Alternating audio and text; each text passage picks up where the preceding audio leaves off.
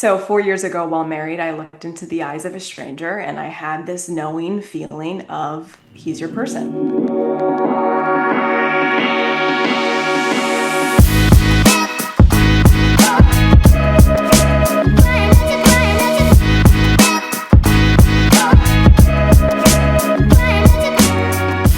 This podcast is a Dear Media production.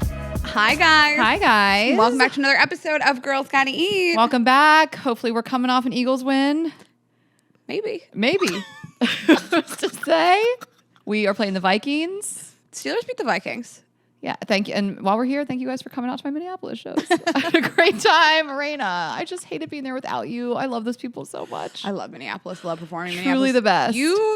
You have been breadcrumbing living in certain places, but Minneapolis, you hard were like, I will live here. And I was like, so safe there. we will build sets in different cities, and you won't know we're in the same cities. You'll be in Minneapolis. I'll be in New York. I told that when I got on stage, I was like, I feel so safe, you guys. It's giving Canada. We're close. We can get up there if we need to escape. But it's such a great city. It's like a perfect city. Everyone's nice. I'll die on this hill. Everyone's nice. Tons of bridges. You love bridges.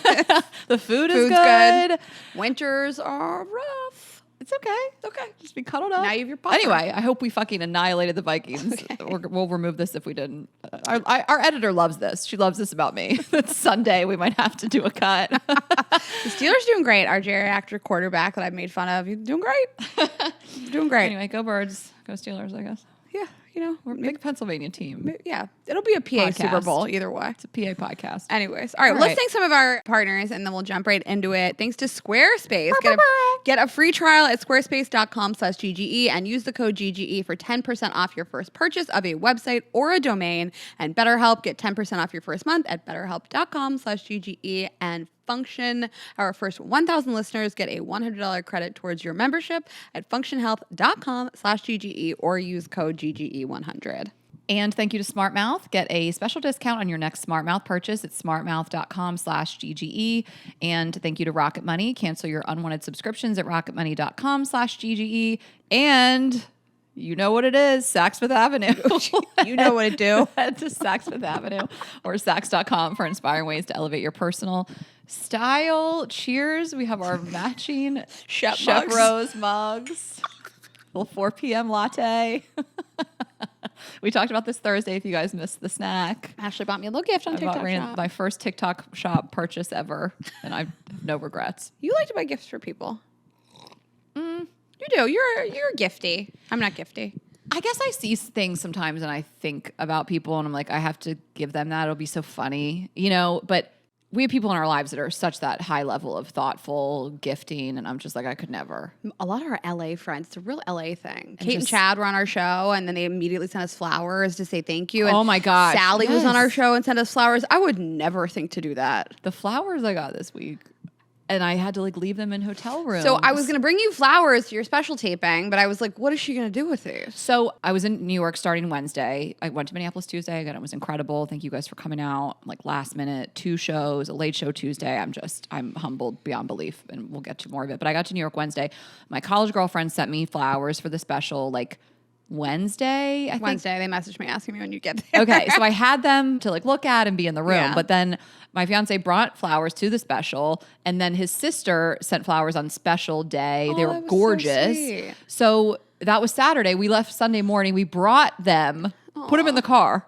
We took a car up there, put them in the fucking car just to bring them to the hotel room in Boston because you don't want to throw them out. What else am I going to do with them? I bring them in the car. Yeah. Yeah, I was going to bring you flowers. I was like, what's she going to do with it's them? okay. Okay, so it's Monday. We're just getting back from your third bachelorette party in Vegas. I mean, it is my favorite way to do Vegas. We're recording this ahead of time, but club, another club. It is just, we have dinner reservations, we have drinks, we have club, we're going to go see Chippendales. I am so excited. 24 hours in Vegas. I don't need more than that. 18 hours in Vegas. I need one night. I'm glad we pulled it off, hopefully. Who's to say? We are recording ahead of time and we can talk more about it next week. But as of now, the itinerary is to get there Saturday midday, stay at the Cosmo. We love the Cosmo. That's where we perform. That's where we kicked off our 2024 tour on September 21st. Do you remember?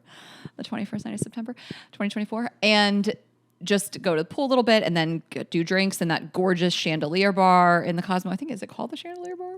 I think it is called Chandelier Bar. And then dinner at Catch. We love a Catch. I love Catch. I put my whole family at Catch before the special. I told you something. I like Catch. It's always good. We did your birthday at Catch. We love it. I know it's like a club restaurant, but like the food's always good. The service is good. Yeah, it's Call me Bridge swanky. and Tunnel. I don't care. Right. So, and then straight to Chippendales, which is an honor. I mean, we had the Chippendales at our Vegas show. And when we were there, they were like, can you guys come to the show? And we did not have time. And so I kept this in my back pocket and I was like, buzz. And so we're doing that. And then after, we're going to the Chainsmokers at XS.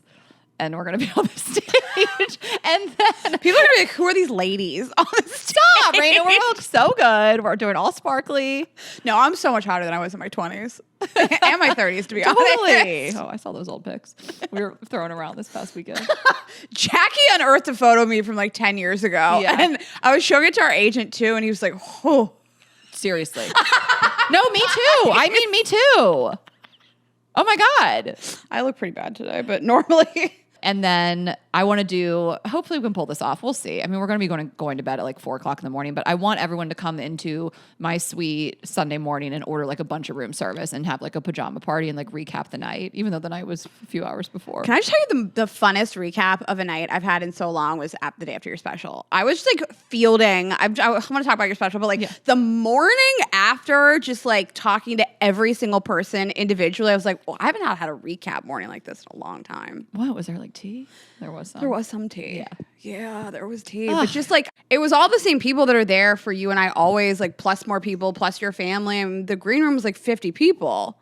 I was there the whole Truly night. 50 people. It was great. We went out and did a photo on stage afterwards, and it was like people just kept coming. It was like a fucking clown car. I mean, yeah, we'll talk about it.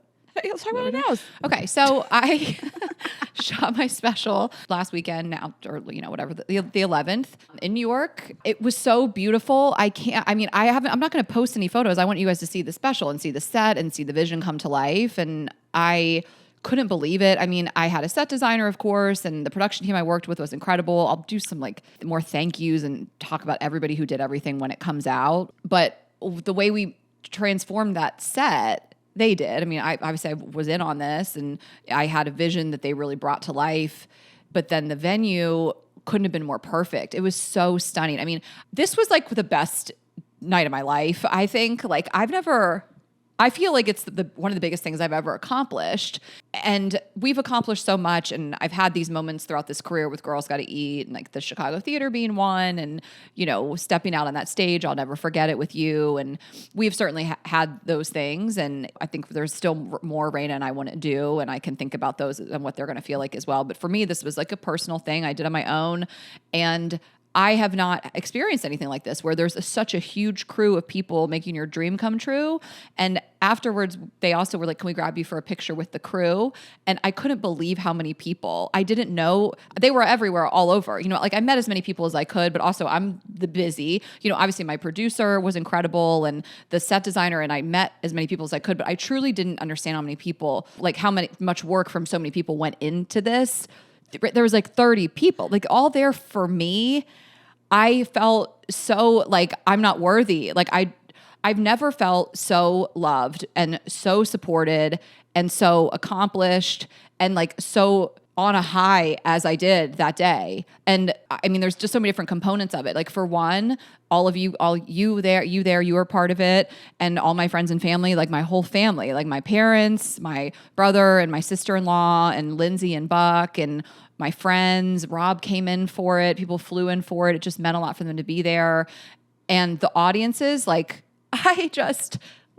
it just meant so much to do it in New York, where we started the podcast, where I really got into comedy. These audiences could not have been better. 2 packed houses. And when you do a special, you have to, after it's over at the end, you have to sit in your seat. We're going to run through some stuff.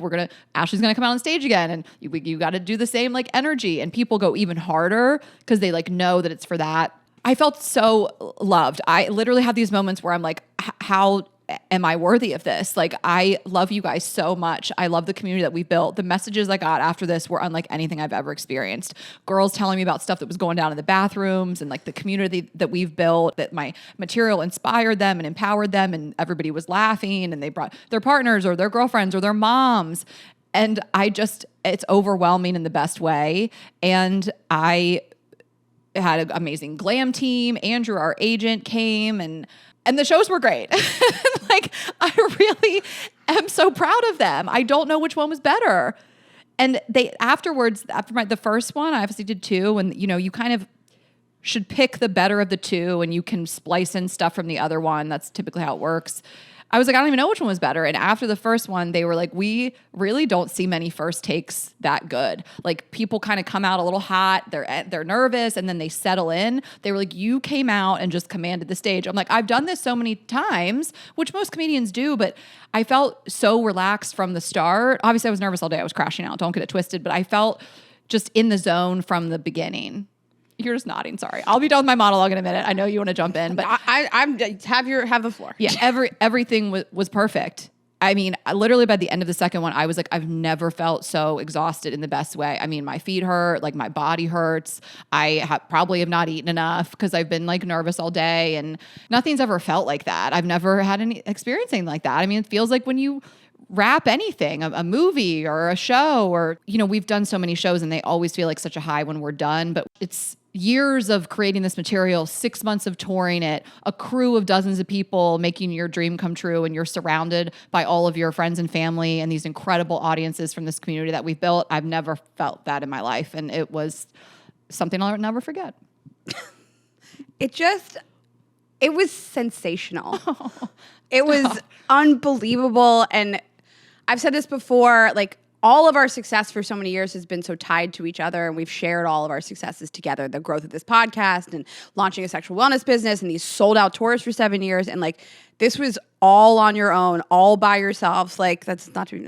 Look at it by yourself. But to just do this completely solo and to do all these shows, a sold out tour in a year that no comedians can sell. Like, constantly we're being told, like, nobody can sell tickets, nobody can move tickets, to have this sold out tour that culminates in this production, the scale of which I did not even understand was, I mean, there was 7 cameras, there was dozens of camera people, there was a huge set backstage, and you looked phenomenal, and so many of our friends flew in for this, and it just was like an unbelievable night. And I spent the whole night with our agent. I watched your first show from the balcony in the audience with everybody. And I watched the second show with Andrew backstage. And the crew was just doubled over out loud laughing. And it was flawless. You looked amazing. The set design was gorgeous. Ugh. Like, I can't wait for people to see this. Me too. The audience could not have been bad. I couldn't believe, like, just the boom of the audience. They were so perfect. How do you get 2 perfect audiences?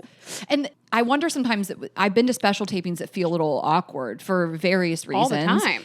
My production company, like the lighting was perfect, but you still are like, I don't know, you always wonder if the audience is going to be able to get in the zone because they know they're there for this taping, and you have to kind of do these pickups, and There's 7 people on cranes with cameras. Yeah, the cameras are all over the place, but you're prepped when you walk in, and it just doesn't feel as natural as like going to a comedy club. Maybe you're hyper aware. Yeah, but it didn't matter. They were locked in. They were so good. And so you asked me to open both of the shows and say that Oscar performed like a whole set, but you asked me to introduce you. And yeah, Rayna's going to be part of it. Don't worry, you guys. Oh, I can't wait for you guys to see it. Oh my God. We're not like, you're going to die when you guys see this, when it's all said and done. But yes, Rayna will be a part of it. I was very emotional like the first time I got on stage to introduce you, because it was the day after we met 8 years prior. And I'm like, introducing you for your special, and like, I just was so proud, and I got on stage, I like could barely breathe, like it was so much emotion, I was crying, and I like, you wanted me to like drop this line that I had to say for the special, and I started crying saying it. I was just really overwhelmed. So we get on stage. I watched the whole special with Andrew up on the balcony. He's like, she's so good. She doesn't need another take. This is perfect. I wouldn't even have her do a second, whatever. So we go back downstairs and we're like, what's your feedback from like the first special? And he's like, I only have feedback for Rayna. And he was like, oh, you really brought the mood down. He was like, please don't cry. The next time you do this, just keep it in the box. And you really, no crying. Please don't cry. You really brought the vibes. When you started choking up, I was like, is this bitch for real right now? Like, you don't think I want to cry? You don't think you're going to trigger me? You think you get to go out there and cry right before I step on stage? I was like, I'm going to make her cry. I couldn't stop. So what I did was drink a bottle of wine in between the first and the second one. So there's a line that Rayna really needed to nail. It really needs to be perfect because it may or may not open the whole fucking thing. And I was listening for her to be perfect because you can pick it up in later if you need to. And she did nail it after she stopped crying the first show. She did not nail it the second show. It was like slurry voice. She added a few little extra words in there. And I was like, fuck it. I think we got it on the first one. And if we have to figure it out, we'll redo it at the wedding maybe. No, but it was just like after the second one you came out, I could hear that whine in your voice. I was like, there's no hope.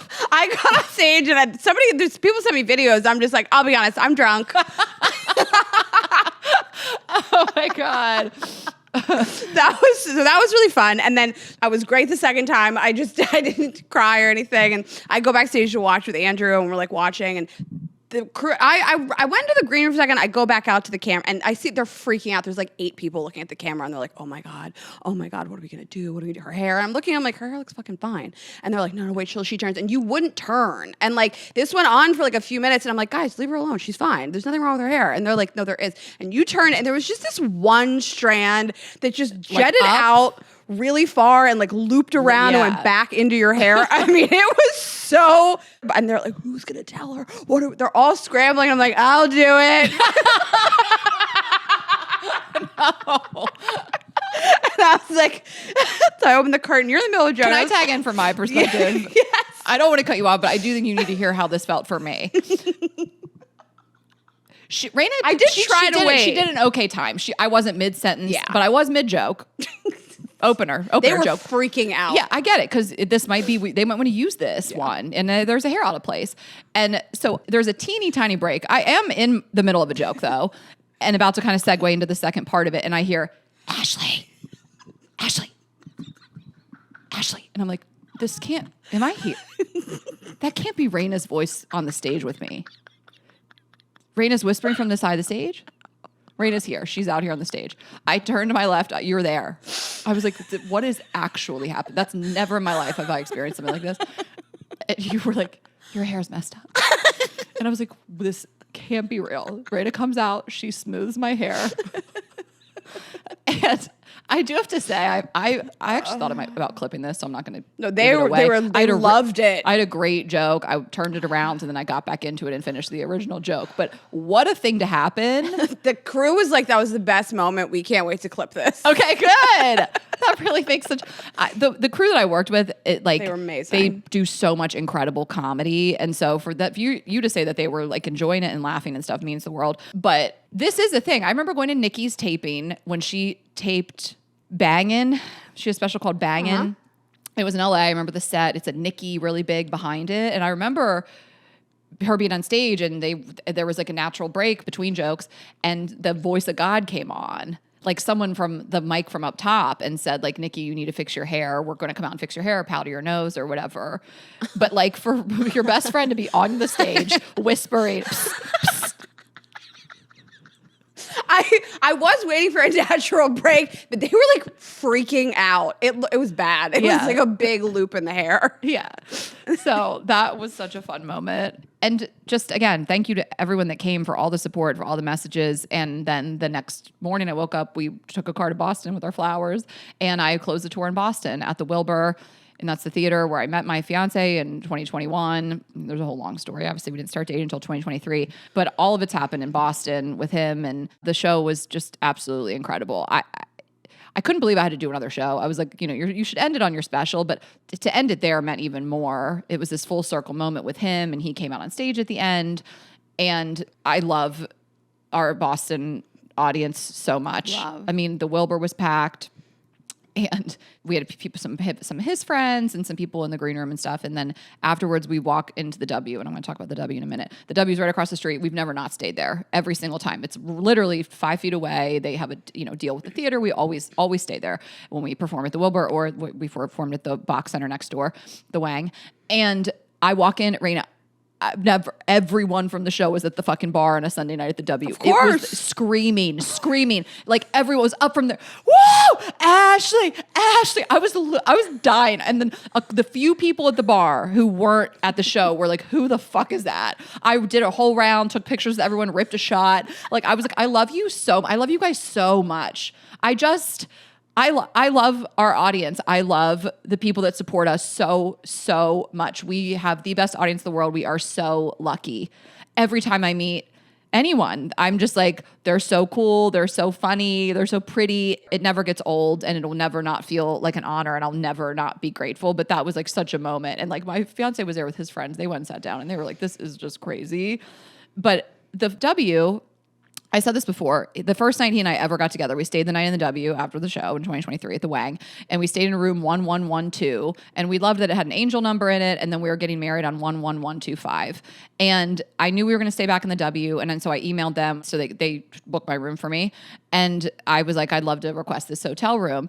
And they wrote back and were like, it's been requested already. And I'm like, what? From a fan?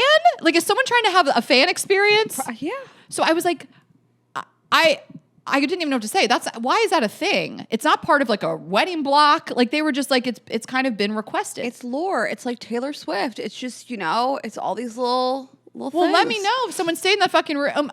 Did you not think I would want it? Anyway, so then I wrote back and told the marketing director the whole story. Before I just requested it, I was like, it's important to me, whatever. Then I was like, I just want to share with you why I requested the room. Told her the whole story, and there's some additional information, whatever. And she was like, oh my God, that's incredible. We're going to see what we can do and let us know what time you're arriving and stuff like that. So we check into the hotel. This guy at the front desk, Lloyd, sexy, he checks us in. He hands me a room key and it says 1102. And I was like, we had requested 1112. He goes, you'll see. And he hands it to us, and in parentheses on the little paper thing where the key comes in, it said 1112. We go up, we go to the end of the hall. I'm like, we're going to be in a suite. Obviously, we've stayed in those suites before. We go to the 1102. On the door, they had made this like plaque that said 1112. In blue. I was like, this is the cutest thing. We walk in, it's this huge suite. They had done like charcuterie and wine. They'd printed a picture out of us and then wrote this sweet card that was like so thoughtful, and it said, we made this the door placard for you and we painted it blue for Azul and you can keep it. And it was just the best experience. And so I love the W Boston. Again, that's exclusively where we've stayed, and it just meant a lot. So anyway, just want to share that. And let me know who the fuck stayed in that room. It was a nice end of the weekend. I was like, I cannot believe she has to go do this. I was in bed till 1:00 that day.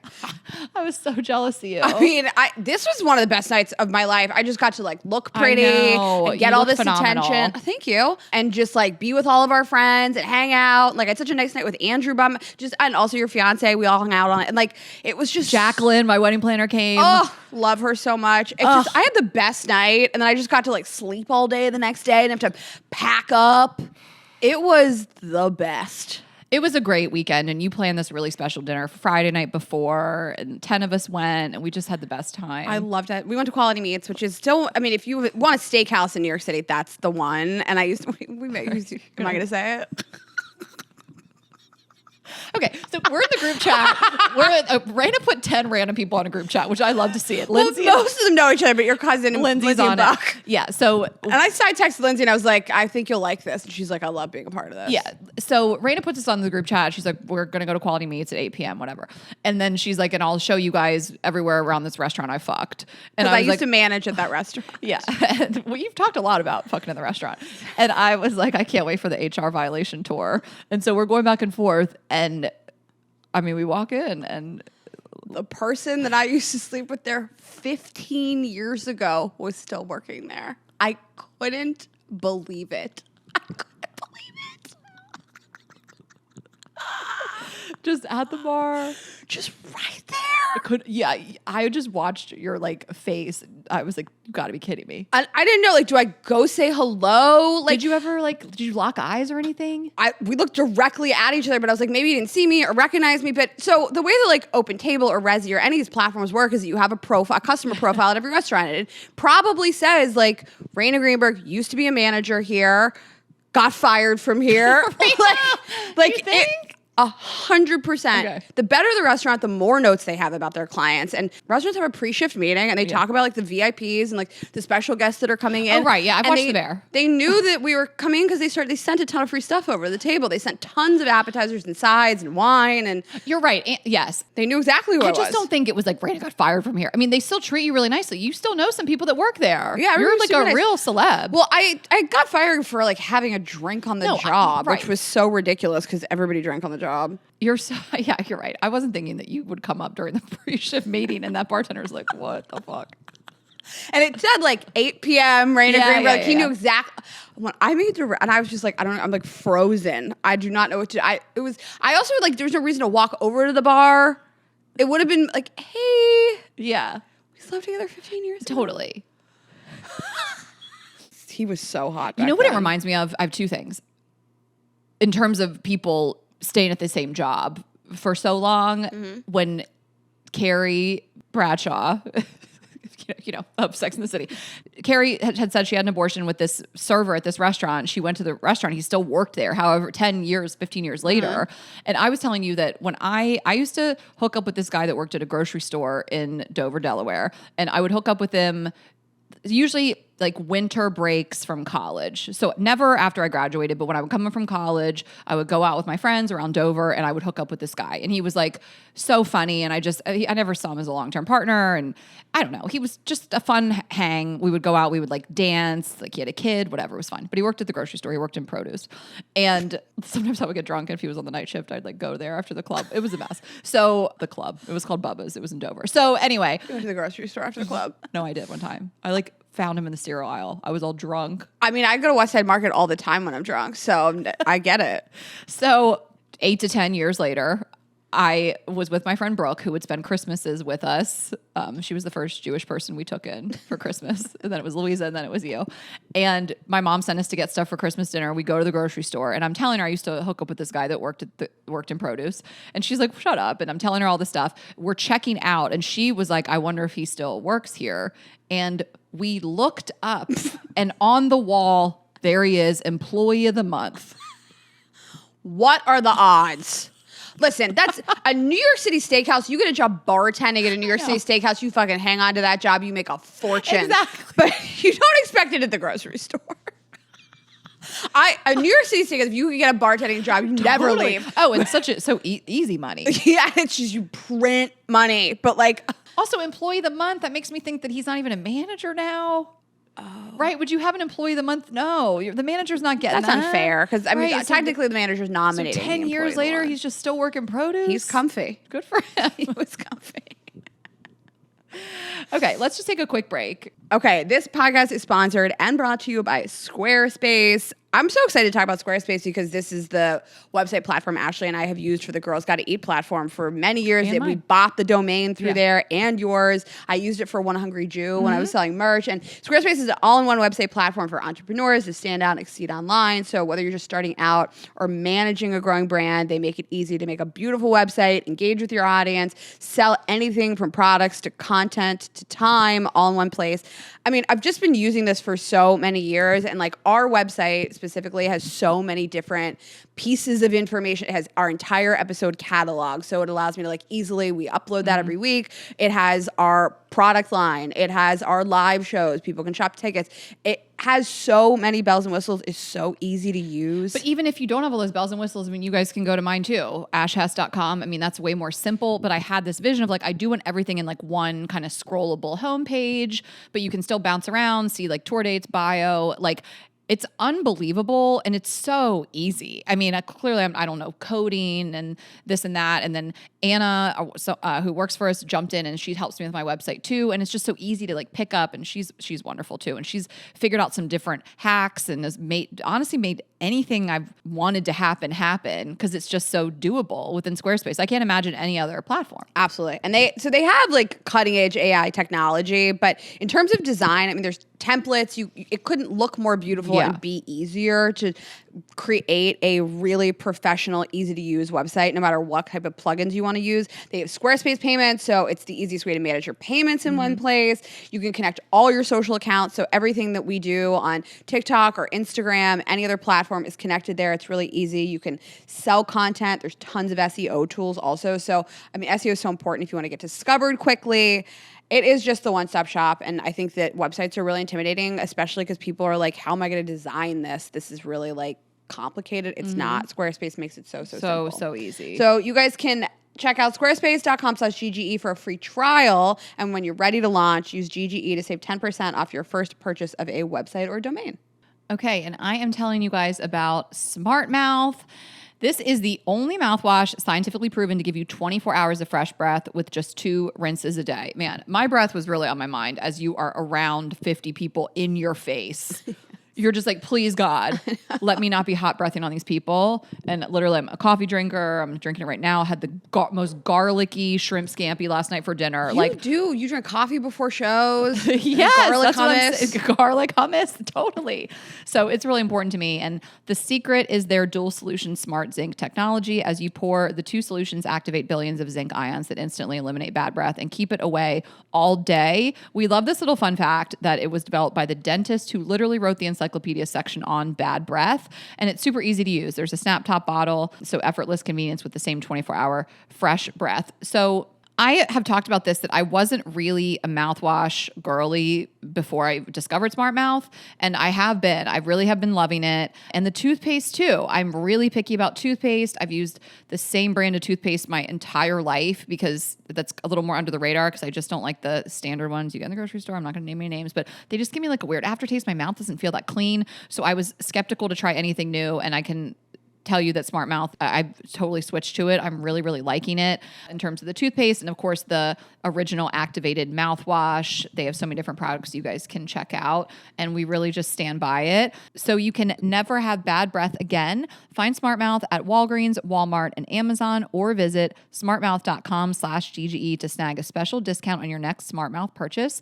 That's smartmouth.com/GGE. Don't miss out on 24-hour fresh breath. Your mouth will thank you. Okay, and Function. I choose Function because it's the only health platform that gives me data most people never get and the insights to start doing something about it. So inside Function, you get access to test over 100 plus biomarkers, and that's going to be hormones to toxins to markers of heart health, inflammation, stress, and for an additional fee, you can also access MRI and chest CT scans, all tracked in one secure place over time. And it's a near 360-degree view to better see what's happening in your body. And that's why top health leaders are all behind Function Health.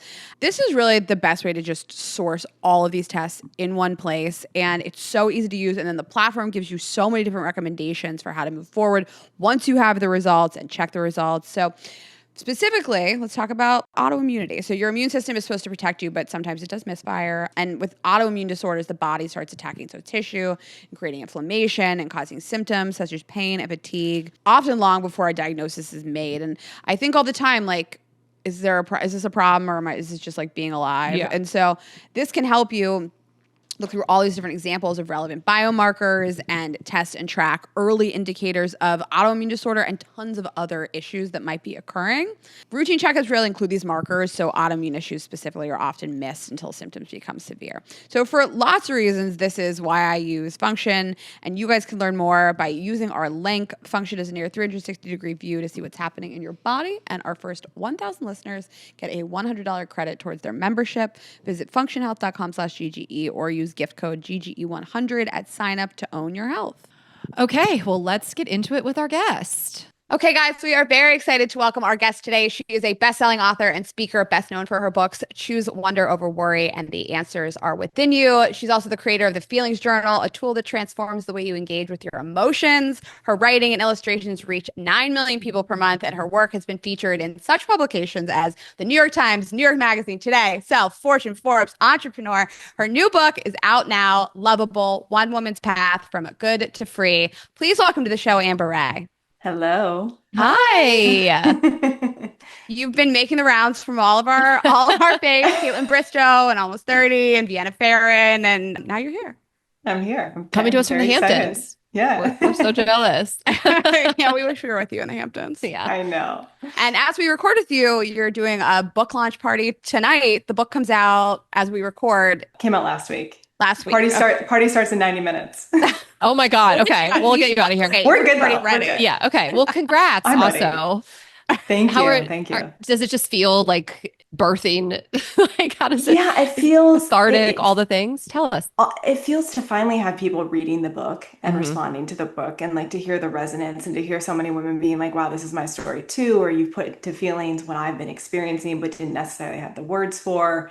That's like, when you particularly memoirs, this is my first memoir, but when you write memoir, you're like in a room bleeding on the page, it's kind of this healing process for you and you hope your story will resonate, but you don't really know. Hmm. And so to like have it out in the world and to be hearing how people are reading it, that's the best part.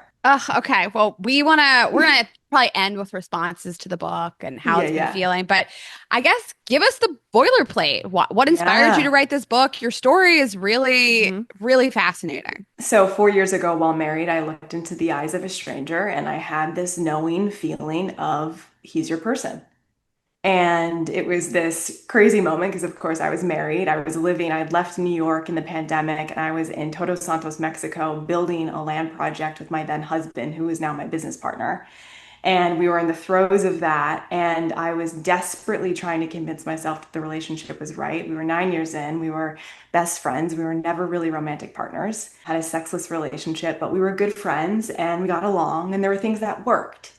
And I think I was just like, this could be enough. Maybe we can figure it out. Maybe another workshop. If we do read this book together, then we'll like find the intimacy and closeness that I'm desperately craving. And I think unconsciously, I was also like, maybe if I make him my business partner because he loves to work, then I'll like Hmm. get, we'll find that thing. But when I looked into the eyes of this other person, it was this wake up call of, A, this is what connection feels like, and B, you've been lying to yourself or trying to convince yourself of something, and that's not what this relationship actually is.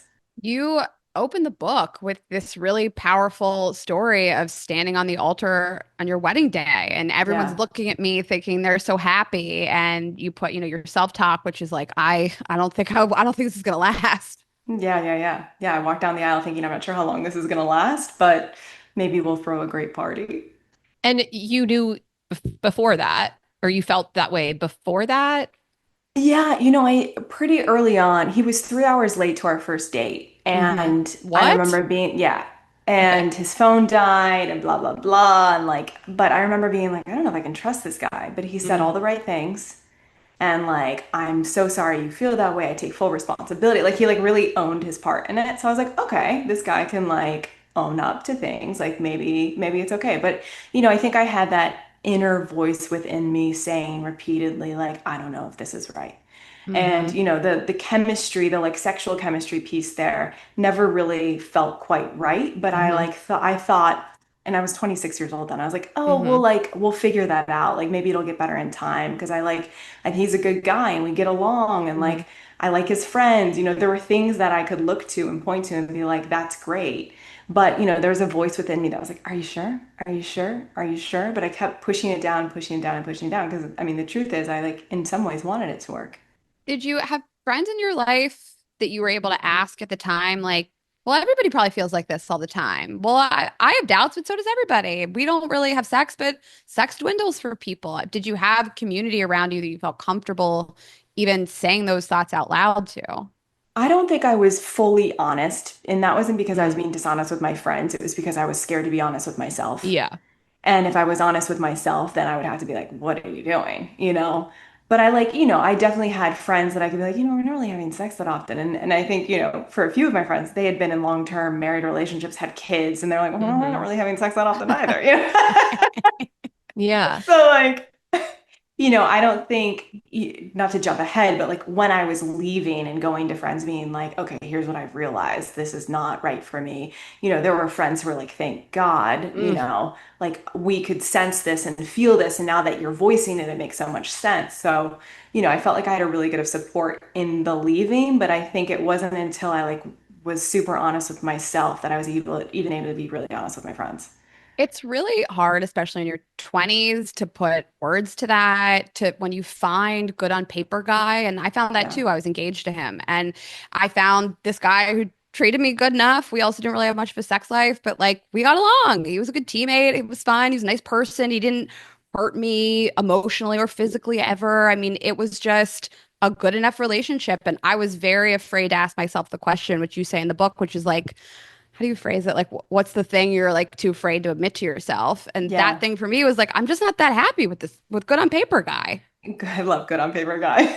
Well, the Yes. good guys are hard to find. I mean, it's just, Yeah. and we hear from a lot of our listeners, and we even see this with friends that I say the quote like when you hear a woman say, he makes me happy, and you almost read between the lines of he doesn't make me unhappy, because Mm. there's a lot of women out there that their partner is the thing making them unhappy in life, and you just see so much bad behavior and people being treated poorly that you're like, oh, it's rough out there. Like this guy, this is a Yeah. good guy. But I have a question for you. Did you feel like you had models of healthy, loving relationships with sex and stability in your life, or did you feel like you didn't really even know what that looked like or would feel like? Yeah, I just real quick because I love the good on paper guy because I have so many people reaching out to me being like, the good on paper guy is almost harder to leave Yeah, because it's like nothing's wrong. And it is so harder to leave. Yeah, there's not a big shouldn't I thing. be more grateful? Is something wrong with me that like this isn't enough? Mhm. And like, do I need to fix some part of myself? And that was kind of like where I was at. I was like, do I like women? Is that what, is that Mm. why good on paper guy isn't good enough? It was like, it must be something that's wrong with me. Yeah, it can be harder to leave. I would ask myself that question too. Am I so rotten? What's so wrong with me that I can't enjoy this, that I can't be grateful for what I have, which is a man who Totally. is kind, that doesn't cheat on me, that doesn't diminish me? Why can't I enjoy this more and just be Yeah. grateful that I have something that other people don't? And it took a long time. I wouldn't have left him. He left me. Okay. Yeah. Interesting. So he wasn't that good on paper. Mm. Yeah. Another story. He was good until he wasn't. But to answer your question, no, I did not have healthy models of love. I was raised by a single mama. She had me when she was 21. My dad left and had an Mm, affair with some mistress, and then he got in a car accident, which led him to have a traumatic brain injury. I didn't meet him that I remember until I was 9. My mom mm, remarried. He was not a healthy influence. That was chaotic and disastrous. And so it was like not only did I not see healthy, secure, safe love, Hmm. the love that I longed for with this father, who I met when I was 8 years old. I met him, and he had this traumatic brain injury, and so I so desperately wanted him to be like, "Hi, daughter." Like, I mm, see you. I let you know to be able to connect with him, which he was just not capable of. Mm. And so I believe that like this desire that I had felt for this person who, my mom told me wonderful things about this desire I felt for so long, desire is now dangerous because I don't want to feel that longing feeling again. I don't Mm. want to feel like I want someone so intensely and they're not able to meet me. That seemed very scary. So I was Mm. like, anytime I feel desire for someone, it's too risky. They might leave, they might not be able to meet me, so I'm just gonna make safe choices in love. So that makes, I mean, I've actually never really heard someone express that in such a way. And so that the lack of desire with your first husband was secure and safe Yeah. for And it's like, you. and I didn't consciously wasn't aware of that, of course, but it Of was like, course. I'm gonna pick Yeah. this guy who like probably won't leave me, or even if he did leave me, it'll hurt, but maybe not hurt It won't as hurt that bad. much Yeah. yeah. as Yeah. if I like was like so in love with this person. Mm. I want to talk a little bit about how your mom described your dad, though, and the models of love that you had as a kid. Yeah, Because you opened this chapter. I want to say, I think your mom probably did the best she could. All of moms are doing the course, best of they could. But course. you opened this chapter saying, when my mom was pregnant with me, he fucked one of her best friends. Yeah. And the way that your mom would go on to speak about him wasn't as though like when you hear that, it makes your whole body seize up. Mm. But I Yeah. want to talk about how your mom spoke about your father as though he was like the love of her life. Yeah, early on when I was young, in those early years, I think what she wanted me to think of him, he was like the smartest person she ever met and so amazing. And this musician, he played 7 instruments and he had the most beautiful voice and like, oh my gosh, I'm smart. Like, it was all positive, which for little me only created more longing because I was like, who's this amazing person that Totally. doesn't want me or that left us? Like, why did he leave us? And so, I think that's where some of that like early abandonment anxiety started. But then later in life, as I got older, and I started to hear more about the truth and I started to ask more questions, I learned that he like fucked your best friend. And I learned that, like, oh, he was also an addict. And I learned that he got behind the wheel under the influence, and his best friend who was getting married the next day died in the car crash.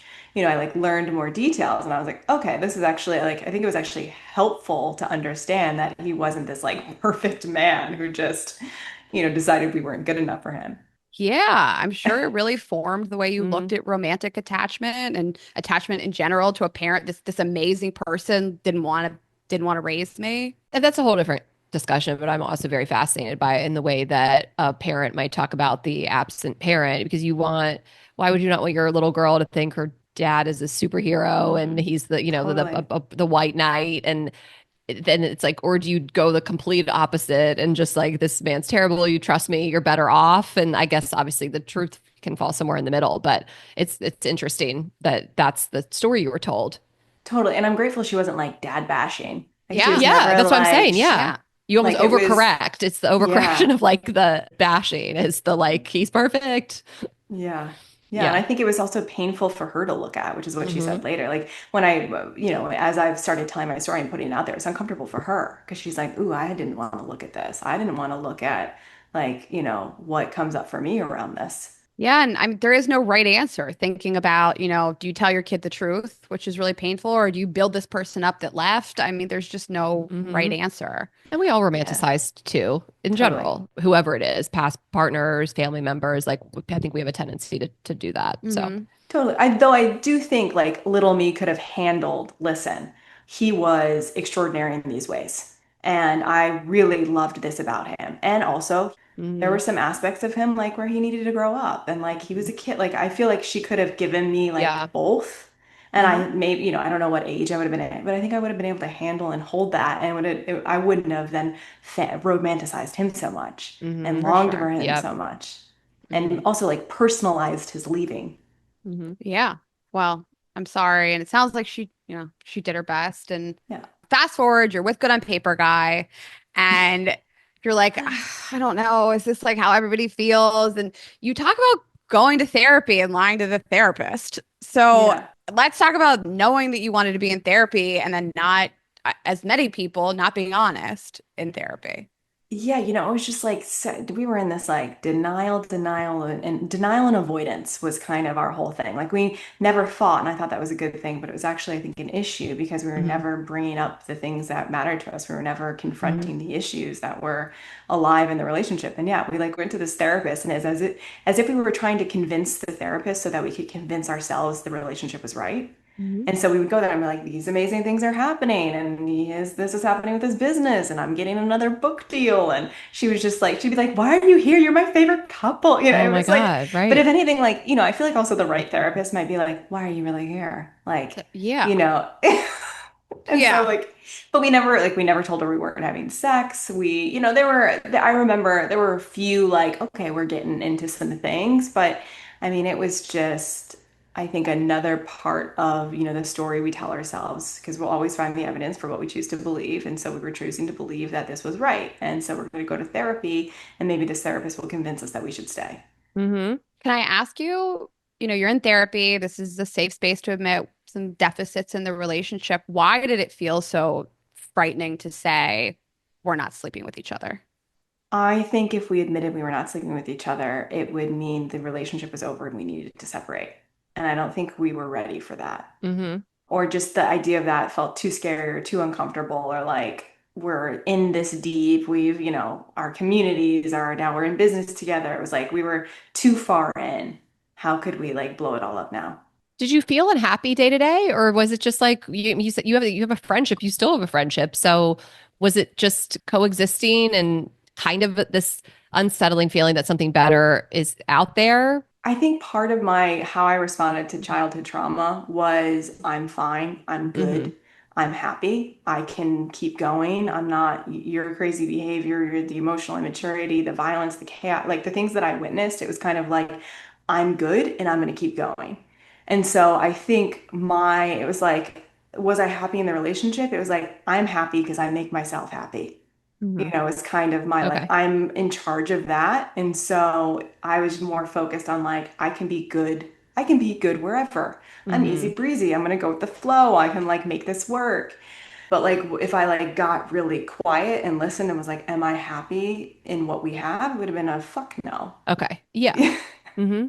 But I like wasn't there because I was like so focused on my own Yeah. self and how I can show up that I like was ignoring the relationship and how that felt. Hmm. Yeah. You write this quote in the book, how I found myself in a sexless relationship where my needs for closeness and emotional depth are not met. Why do I let this be okay? Why do I keep holding on to hope that something will change? Why, when something feels off or missing, do I not listen? And why am I afraid of disappointing others, but so willing to disappoint myself? And Yeah. it's really a powerful statement. Hmm. And I mean, it's a lot to unpack, but why do you think you were so afraid of disappointing others at your own detriment? Yeah, yeah, that was the most terrifying thing to me. I think my like in terms of like the good girl, the I Hmm. thought I needed to harmonize and keep the peace. And that was the way that like, okay, if I can make sure my mom's okay and my stepdad's not freaking out, and if I can maintain harmony in this family unit, then I'll be safe. Then I'll be taken care of. Then my Hmm. needs as a child will be met. Hmm. And so fast forward to adulthood, and I'm like, I'm amazed. Everyone okay? Ooh, their mood is shifting. Oh, why is their mood shifting? Ooh, did they have too many drinks? Like, it's like I was like constantly hyper vigilant around everyone's okayness. And if I can maintain harmony, then I can maintain okayness. And so I think that just like fully transferred into my love and romantic life, where yeah, it was just, I didn't even realize I was self-abandoning, when I was Hmm. in it. I didn't even realize I was ignoring my needs. I didn't even think I was in touch with my needs. Like, and that Hmm. was what was crazy is that on the other side of the 9-year relationship, it was like I woke up from this spell and I was like, what the hell? How did I Hmm. let that be okay? How did I even get here? Because my work was to help people live their most authentic and true lives. So how am I this person who's doing this work in the world who creatively felt like creatively, I feel like I can say these are my needs and here's what matters and here's what I want. Like that was easy for me. My mom was a badass entrepreneur. Of course, she modeled like business powerhouse, but love, like, ooh, what should you need in love? I didn't even know where to begin. Hmm. I think people pleasers are very used to setting themselves on fire to keep someone else warm. And Yeah. as long as everyone around you feels good and comfy, it's sort of okay if you don't. Yeah, exactly. You have these great metaphors. Good on paper guy. We've been doing this a long time. Yeah. So can we just talk about where it all changed and when you Yeah. met this person? Yeah, so we were in the middle of raising money for this land project, and two potential investors came over. They had a friend tag along, and it was the moment that they walked toward us, and I connected eyes with him that I had this kind of feeling of hello again, and it Mm. felt like I was home. And just, he said, hello, I'm John. And I like tilted my head and he tilted his head. And I was like, hello, John. And I like led him in and we did the whole pitch of the land and the house and everything we were doing. But the entire time I just was like, could not understand what was pulsing through me. And Hmm. my ex like went and talked to the two people about business, and John and I were kind of like in this bubble for hours. They were supposed to be there for an hour, and 5 hours later I was just like, wow, okay, this feels like my person. But in the moment, I was like, that's crazy, maybe in another life. And Mm. I even said to him, like, I'm going to match you with your person because I was thinking, like, okay, I can't have him in this lifetime. So, like, I'm going to find the woman because he's so great. I'm going to find his person. And then they left, and I turned to my husband and I said, I just met a soulmate. Oh, you said that to your I husband. said that Thought to my he- husband. oh, I thought he said that to you. I was No, no, like, no. No, I said, I just met a soulmate. And he said, I know that was beautiful to Like witness. in terms of a romantic I context? wasn't, like soulmate. Like I don't necessarily believe we have one person who's our Oh no, I soulmate. I get it. think I like, just didn't. yeah. Did you feel like there? Because you just said you were going to set him up with someone else because you didn't see a future. Or I mean, I imagined like, oh, that would be nice if I was single and uh-huh. not in this whole thing. Like, yes, I would totally run off with this guy. He's my Yeah. person. But I was like, not in this lifetime. So when I told him I just met a soulmate, I wasn't thinking, now I'm going to blow up my Got it. marriage. Okay. Got right. it. Okay. And you were in your house with your husband when you met him. I mean, Yeah. so when you said that, you meant like a soul connection, I felt like this essentially. incredible, like this was the most extraordinary connection I've ever felt in my Okay. life. It's kind Okay. of how I was like that. I just said that. So I was like, I just met a soulmate, and he saw it. It wasn't like I was Huh. trying to hide, and like it was Mm-hmm. very clear the connection that we had, which didn't feel like this like romantic heat thing. It just felt like wow, these two people really light up with each other. Like wow, there's something special Yeah. here. Okay. We're just going to take a quick break. I'm going to tell you about Saks. This episode is brought to you by Saks Fifth Avenue. So we love Saks so much, and fall is here. Fall fashion, gotta be. I mean, fall and summer. Melanie was making fun of me because I was like, my favorite fashion is women's fashion in the fall. And she's like, yeah, it's Totally. everybody's favorite fashion. Yeah, I guess that's true. I just, the colors, like browns and burgundies, but I just love dressing for summer. So easy. Slutty tank top. Yeah, but it's like it's no thought, you Yeah. know? Like Saks is really like the opportunity to like elevate your wardrobe. And Yeah. like even like athleisure with them is great. Gifting from them is great. Like it's holiday season. You can gift stuff from them.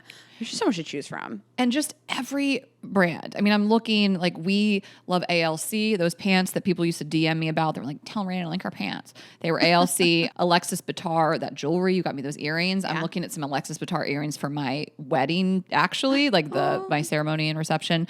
Just All Saints to Alexander Wang to Alice and Olivia, which I'm just obsessed with, and to your Gucci and your Prada, everything you could ever imagine. So I'm on their site now and I'm looking at their holiday party collection. Oh my gosh. I mean, this is the stuff that just I die over. I mean, you just see stuff. I've seen stuff I've never seen before. I want that maroon suit. Look at this. I mean, but look at that green dress. Could you die? We'll put the green dress up on the screen.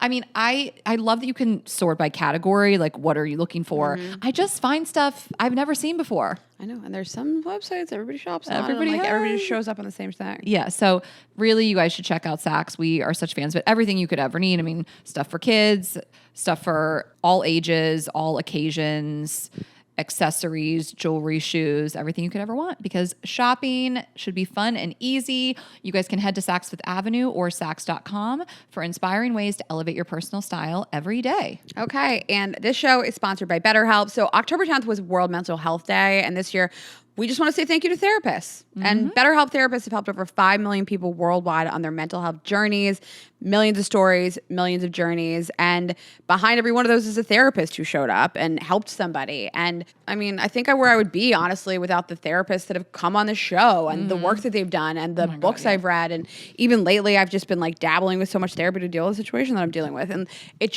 it helps to reframe things in your mind and the stories that you're telling yourself. And these people have really dedicated their lives to making other people's lives better. So we just want to spotlight them and all the therapists who work for BetterHelp. They have quality therapists who work according to a strict code of conduct. They're fully licensed in the US. And they have a therapist match commitment. So they do an initial matching work for you. So you can focus on the type of therapy that you need, the goals that you have, and you can switch at any time if you need to. They have tons of client reviews with over 30,000 therapists. It is the world's largest online therapy platform, serving over 5 million people globally. So if you're a therapist who listens to the show, whether or not you are on BetterHelp or not, just thank you for what you've done for everybody.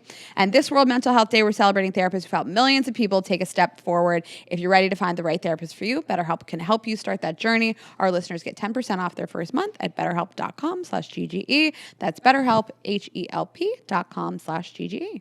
Okay. And Rocket Money.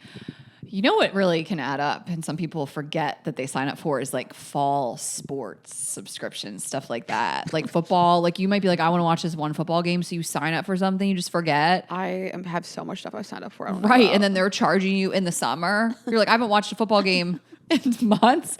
So, streaming subscriptions, fantasy football league buy-ins, team gear, all this stuff, really, Rocket Money can help you find the subscriptions you're no longer using, but also budget for all these expenses and cancel those seasonal streaming subscriptions before you forget, because it really can add up. Rocket Money is a personal finance app that helps find and cancel your unwanted subscriptions, monitors your spending, and helps lower your bills so you can grow your savings. We really love this. They show all your expenses in one place, including those subscriptions you forgot about, and they'll help you cancel it. Their dashboard is going to lay out your total financial picture. So again, it's more than just the subscriptions. It's going to have your bill due dates and your paydays in a way that's super easy to digest. I mean, the thing I love about Rocket Money, I think that companies like this have gotten so good at making it easy for us. I mean, there's like some dashboards, I'm not going to name any names, that just like, they break my brain. Yes. Like, what am I even looking at? How dare you?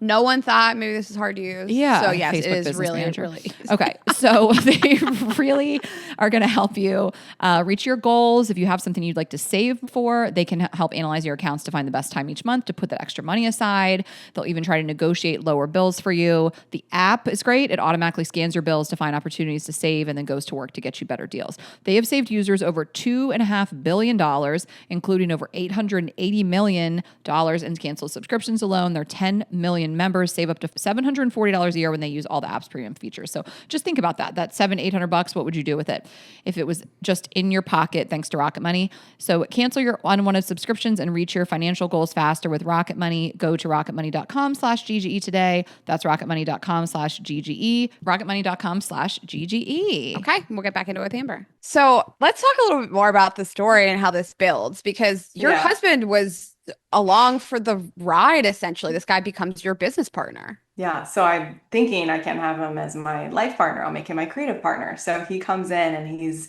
going to build a project with us. He's an artist and he was going to help me think through like the design, the architecture, and how to visually bring the experience to life, which is how him and I quickly realized, okay, maybe there are feelings here. And, very early on, I was like, can I just name the fact that like I'm sensing the connection here? And like, is it just me? Because I didn't know if I was alone feeling this. Like, I don't know if this guy is Of course. feeling what I'm feeling. And he was like, I'm so glad you brought this up because yes, I did feel this kind of like a recognition at first sight with you. And I was kind of like, why am I meeting my person who's clearly not available to me?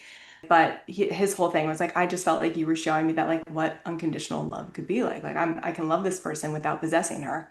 And it doesn't have to be romantic. It could just show me like what's possible for me in love. So that's how he was interpreting it at first. And then like once that was named, it was kind of like, okay, that's interesting.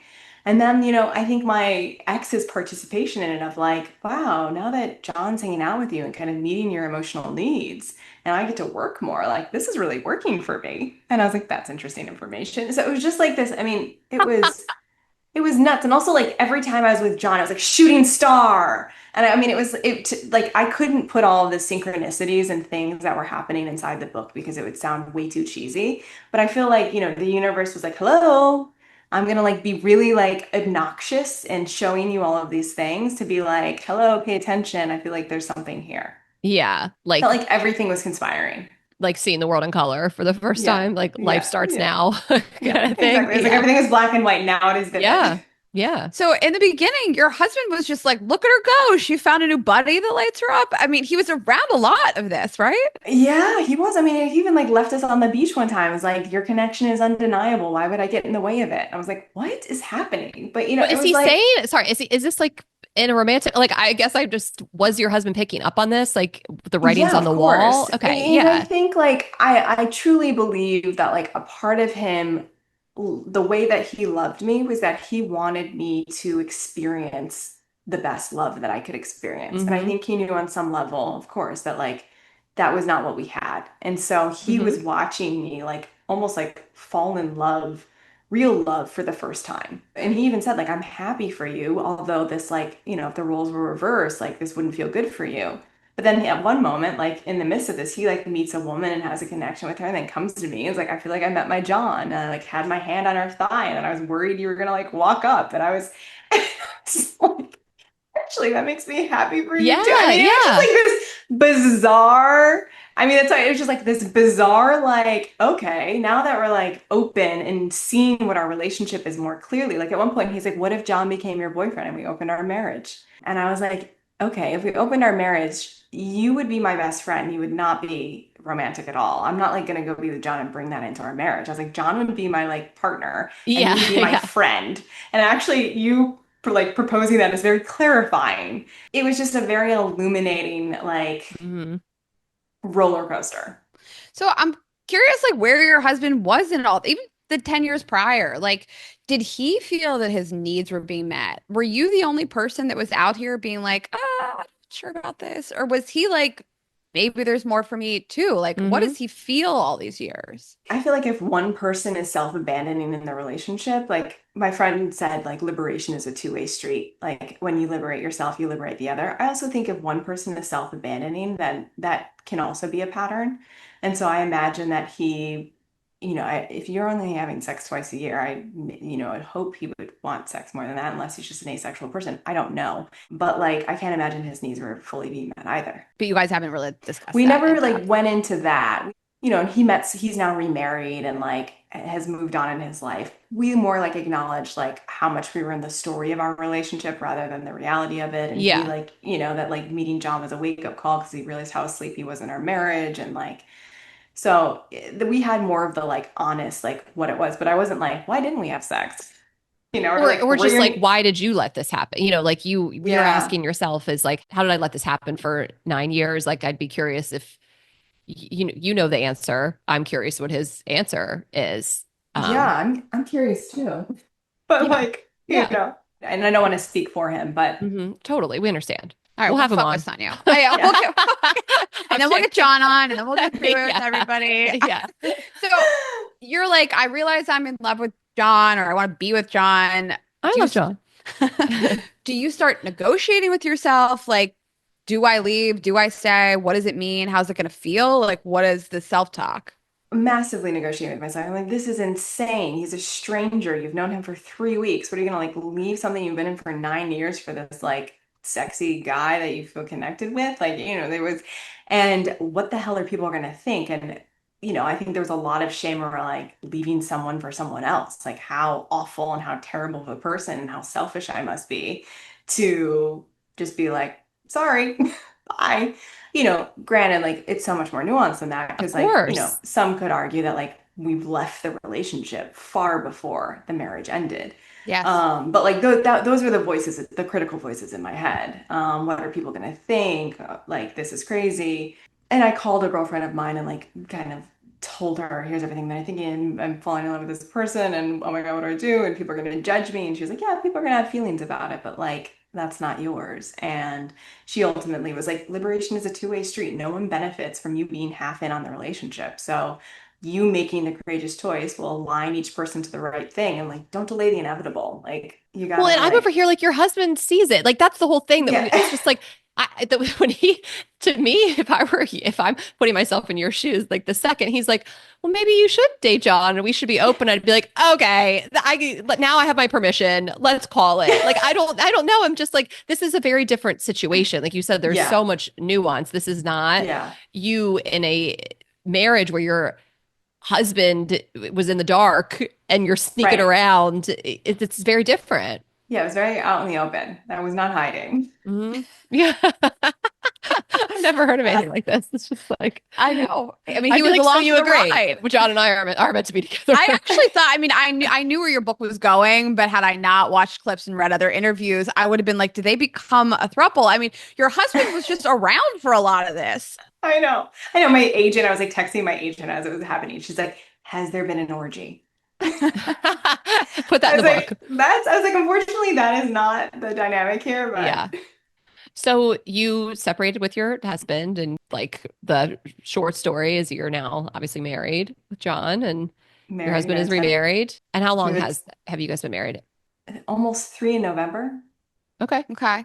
I want to go back to something you said, which is like the Yeah. relationship had been over for a long time. And I think that a lot of people are very judgmental of others when they move on super quickly. And to Yeah. me, it is a really one size fits one type of thing. And for many, many people, they've been in loveless relationships, sexless relationships, that it's been over for a long time. There's no specific prescribed amount of time I need to heal before moving on to somebody.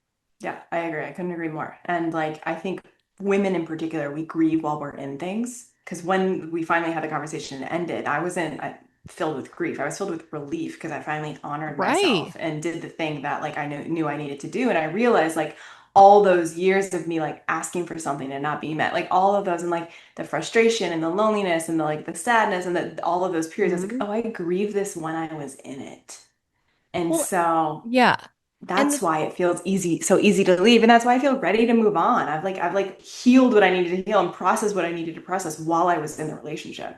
And all of those judgments are such projections, and we'll talk about this too with responses. And the reason why people say those things, how could you move on so quickly, is because they're fearing that it would happen to them and that their Totally. partner or their future partner would blindside them and leave them and move on so quickly, not taking into account that this is not what happened here. And even if it was, it's really not your business, and everybody has a different story. And there's like, you don't always know all the details. And so I always think that, and I'm sure you've dealt with that a lot with things that people have said, and you can feel where it comes from. Like I can feel it. Like I see people commenting or judging on whatever story it is, and you're like, that is so about you and Yeah, your fears and insecurities that we all have, that you're projecting onto someone else without taking into account all of the details of their story. absolutely. It tells me much more about their pain than it Mm-hmm. does about my own story. Mm-hmm. But that doesn't make it, at first when I was leaving, it was like this circle of friends in our community. Mm-hmm. And some people really got it, were like, go Amber, yes, like I'm so happy for Right. you. And other people were like, you're the most selfish person ever.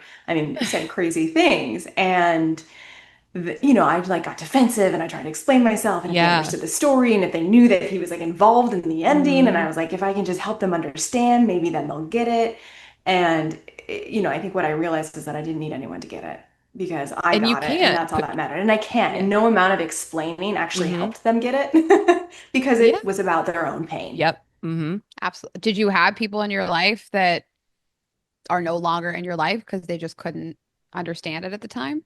Yeah, I probably lost like a dozen relationships. Really? Yeah. I think there's a lot of judgment that comes with it. I mean, there's a clip that Vienna Farron posted with you, and it's a lot of the comments on the post, and it's people saying stuff like, well, marriage is hard, and this is Yeah. selfish. And to Ashley's point and your point, that's everyone else's shit, and no one else to live your life besides you do. And quantify selfish to me, wanting to be happy. I was unhappy for 10 years. I Yeah. hit my quota of unhappy? The thing that bothers me the most in life is you didn't hear the Yeah, yeah, story, you didn't yeah, read the yeah, story, yeah. you didn't like if someone's listening to this now and they're having judgments, I would be like, what would you do? You would have stayed in it, Totally. because here we are. You're in this happy marriage. Your husband is too. We have a happy ending here. Two people that were in a relationship where they weren't being fulfilled are now in relationships where they're being fulfilled. It's just like, It's like, what else whoa, do you what would want, you people? Come on. do? Yeah. Yeah, what would you have wanted the outcome to be? I get so fired up about this. Yeah. So anyway, Most of the judgments come from people not knowing the the actual stole story. story. Just Yeah, being like, oh, she just left a good man and like went for another man. of Like, course. They just have this, yeah, the headline, I guess, the yeah, clickbait as all of the information. I think life is exactly. really long, and what a depressing thing to think that just because someone might think it's quote unquote selfish, we're just going to stay with one person that doesn't make us happy forever. People live longer than they ever have. I'm going to be stuck with somebody for 70 years. Mhm. And why would you want to be with someone who isn't happy with you or doesn't want to be with you? Yeah. Like, reserve your judgments for people who just Donald Trump. uh, abandon their kids or their pets if you wanted to. So it's just like, but another grown person who like let them go off and find their person. I don't know. So I'm curious what the shift was because it sounds all very like easy, cut and dry. Like my husband said, I was so happy. And then he was like, be free, little bird. But I mean, and it wasn't. It was a roller coaster, and of like he course. swung back and forth, and then like Mm. him and John confronted each other. Like it was, Oh, yeah, it's in the book, but there was some part of him was like, I'm happy for you, but it was also like there were a lot of feelings. It was messy. I want to talk about your feelings though, because it Yeah, yeah, sounds like yeah. as a lifelong person that says like, push the feelings down, I'm fine. How did you change? I think there's people that are like, okay, well, like, was John the change? Were you the change? hmm. Like, how did you decide to get out of there? Yeah, no, and I didn't know if John was the love of my life. I had this feeling of like he's my person, but like, Hmm. was he just a catalyst for me to leave this unhappy marriage, or is he Hmm. really the person that I'm gonna like build a life with? And I didn't know. But what I did know is that I no longer wanted to be in that marriage. Hmm. And that was a choice I was making for me, and that was the self-honoring thing. And so I think it really pave the way for I am no longer going to abandon myself. I am Mm. no longer going to disappoint myself so that I don't disappoint others. And I am going to have to tolerate the discomfort of other people being mad at me Mm. and of other people not approving of my choices. And like, that's okay. And like for me, as this harmonizer and pleaser, because that's how I stayed safe in my early environments, it was like the scariest thing because ooh, I might, we're wired to belong. And so belonging for me was in everybody being okay. And so the big lesson was like, am I okay? What Mm. do I want? What do I need? Is this serving me? Is this true to me? Which was so easy for me in my career, but is what I had to learn to do in love. And I think, the title of the book is Lovable, Love Able, because me learning, that's how I learned to love myself. And I feel like, can we really love another when we haven't yet learned to like love ourselves in that way? Like I have, this is speaking to younger me, but like, friends who are in that like pleaser, don't want to disappoint me. They're like not direct. They don't say what they need. Like I'm like unclear where they stand. And it's very hard, like it's uncomfortable. I'm like, Mm-hmm. just tell me, Mm. and that's like earlier me, where it's like, Mm-hmm. just tell me what you want. Tell me what you need. Tell me if something's a yes or no. Like disappoint me. Like Help me help you. help me. Like I want you to do you. Even if you think like I might have feelings about it, like I can handle those feelings. You don't need to handle Right. those feelings. And so I think it's like that has really like become my like way of being in the world, which I think serves everyone around me. I'm curious how you have changed in this relationship and how you've found yourself. You haven't abandoned yourself. It sounded like you felt fulfilled in your career and you were happy with your Yeah. career before in your previous marriage, but I'm just curious of how it's changed. Do you feel like a different person in your personality, how you interact with others in your career? Like it feels like you've really found yourself, and I always like to see how that manifests in other ways. Yeah, I think I'm not like trying to prove. I don't have that Mm-hmm. like I need to achieve this to be worthy, Mm-hmm. or if I accomplish this next big thing, I'm not looking for that sense of okayness outside of myself.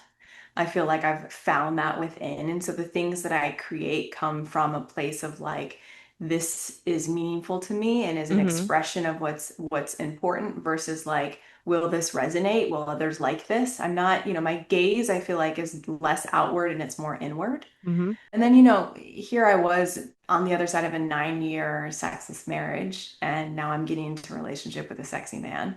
Mm-hmm. And Yeah, that'll do it. and we That'll commit really our light you up. I'm yeah. sure people But, notice. but Like, wait, but wait, but wait. no, go But ahead. we commit our lives to each other and we have not yet kissed. And I decided to move to LA and to move in with him. And so he picks me up at LA with all of my things. And like we have our first kiss. But I am terrified yeah, I'm terrified that like if I can't, like I'm so out of touch with that part of myself because I haven't been in touch with that part of myself that I was like, oh my God, what am I gonna, I don't even know how to do, what How do I do do I in the do this? bedroom? I don't like, what do I do with this penis? Yeah. Like What's a I don't. penis? At one point, I Like you're texted like a my born friend and again virgin. I was like, what do I do with this penis? And she's like, you grab it, my friend. I was like, but it was like, I felt like a 16-year-old girl. Hmm. And I was like, oh God, if I like can't measure up, or like I felt like we were equals in a lot of areas of our life, but like if I can't measure up in the bedroom, will he leave me? And so all of these abandonment anxieties from Mm. my childhood that I never felt because I chose relationships where I wouldn't have to feel them came to the surface. And so what I thought I was like easy breezy met my person, woo, yay, now finally left that marriage. Like, leaving wasn't as much the hard part as like learning how to stay when it Mm. felt scary. Wow. I mean, we're laughing, but I do imagine that's a real fear of like relearning this skill. And is it really like riding a bike? Like, am I still a Yeah, sexual person? Can I be a different person in this relationship? Will it go back to the way it was with my ex-husband? All of that. totally, all of that. And like, yeah, I don't know, what do I do with my body in this bed? And who's he gonna think I'm I'm? sure you figured it out, right? I think we Oh, figured tell it us out. about the It sex. is like riding a bike. You figure that shit out. Yeah. I just needed to get out of my head. I was like Yes. so in my head Yes. of like, oh 100%. God, am I doing okay? Is he liking this? Like, do I look okay? Does he like, am Yeah. I like, do I need to move? And I Uh-huh. like practiced in front of a mirror one time I and it love was so that. embarrassing. And then he saw me and I was like, dear, it's just, You're like, oh, it's just warming up for sex. I would I would practice other stuff. I mean, it's a skill you have to flex. Yeah. yeah, yeah. Right. So we figured it out. Great. Yeah. Great. Yeah, well, you have a kid, so I would assume you Right. guys have Yeah. Yeah. sex. It worked out. What do you want people to take from this book? Yeah, I want people, I think, yes, this is a story of me leaving my marriage, but I think it's more than that, it's, more than a love story, it's a self-love and self-liberation story. And I think we sometimes find ourselves trapped in the lives that we've created, whether that's like, it could be a job, a relationship, it could be a friendship, it can be an aspect of ourselves, an identity that we've outgrown. And we kind of get to a moment where, like, wait, and we feel disconnected from ourselves, or we feel afraid to choose ourselves because of what other people might think. And I want people to make the choices that are right and true for them. I want them to, maybe in another life, there is no other life. So, like, grab hold of this one and make the brave choice and do the thing that's right for you, even if people are going to have feelings about it. Because at the end of the day, the only thing that matters is how you feel about your life. I think that's so beautiful. It's really beautiful. Like, I think we're all, I don't know, most of us, don't want to run around hurting people or causing harm, but you do have to put yourself first. You have to put on your oxygen mask before you help Totally. others. Like, Totally. you do have to prioritize your own happiness. And unfortunately, there can be some collateral damage. And I think we all move through life hoping that it's minimal. Yeah. Yeah. And we don't, yeah, we can like allow people's pain and hurt to touch us, Mm-hmm. but that doesn't mean that we need to do things at the expense of ourselves. Mm-hmm. Yeah. And I think it's important to acknowledge, yes, you met this man and it feels like to other people maybe optically a rash decision, but it wasn't. I think you asked yourself every day for a decade, am I Yeah. happy? Do I want to be Right. here? It wasn't just about meeting John. Eventually this would have blown up some way. Yeah. He just Yeah. helped kind of speed it along. Totally. Yeah. Well, thank you so much for sharing your story. We know you have a book launch party tonight, so to get Wish ready you guys for were it. here. I know. Us to celebrate. We would be We there. were there too. But tell everybody where they can find the book, follow you, all the things you want to plug, any events, whatever you got going on. Lovable is available everywhere books are sold. AmberRay.com has all of my offerings, and I'm Hey Amber Ray on Instagram. Okay, perfect. Thank you for everything. This was really special. This really was. Yeah. So you This guys was get the fun. book. You're going to love it. And, Thank you for your time and have fun tonight. Yeah, thank you. Bye. Bye. Thanks. Bye. Okay, well, we hope you guys enjoyed that interview. You can find us at girlsgottaeat.com. You can get tickets to our holiday shows. We are so excited. We're doing one in New York and one in LA, and that's it. So grab those. They are going to be such a blast. They're going to be so iconic, so legendary. You guys are going to be sad if you missed it. Girlsgottaeat.com, also on Squarespace. That's where we built the site. Iconic and legendary sound like what Nick Cannon named his kids. One of them is named Legendary. One of them is Legendary love. One of them is probably named Iconic. Iconic Princess. One of them seems named like Princess Muffin or Queen Princess. That's her Rayna, name. keep this in. Girls Gotta Eat Podcast on Instagram and TikTok. I'm Ash Hess.